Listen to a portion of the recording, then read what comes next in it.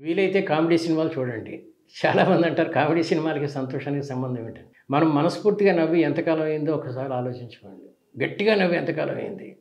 సంతోషంగా ఉండటం అంటే చాలామంది అనుకుంటారు తెలివైన వాళ్ళు ఒక సంచి భుజానికి వేసుకొని కొంచెం గడ్డం పెంచుకొని ఎప్పుడు అట్లా సీరియస్‌గా రోడ్ల మీద తిరుగుతూ జీవితం అంతా ఇట్లా ఉందేంటి, ప్రజలందరూ ఇట్లా ఉన్నారేంటి, నేను మేధావిని వద్దండి ఆ ఫీలింగ్. ఆహ్లాదంగా అందరితో కలిసి మామిడి చెట్టుకి కాయలున్న మామిడి చెట్టు ఎప్పుడు వంగి ఉంటుంది. ఈ కాయలు లేనిదే ఊగుతూ ఉంటుంది. ఎప్పుడు నిండుగా గంభీరంగా జ్ఞానంతో విలసిల్లటం అంటే గంభీరంగా ఉండటం కాదండి. నవ్వుతూ ఉండటం. జ్ఞాని నవ్వుతాడు. సమస్యల్లో ఉన్నవాడు నవ్వలేడు. మీరు చాలా గంభీరంగా, చాలా సీరియస్‌గా ఉంటే మిమ్మల్ని ప్రజలు గౌరవిస్తే గౌరవించచ్చేమో కానీ, ప్రేమించడం గానీ, సన్నిహితంగా ఉండటం గానీ చేయదండి.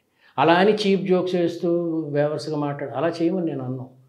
అప్పుడప్పుడు అవతల వాళ్ళు వేసిన జోకులకి మనస్ఫూర్తిగా నవ్వ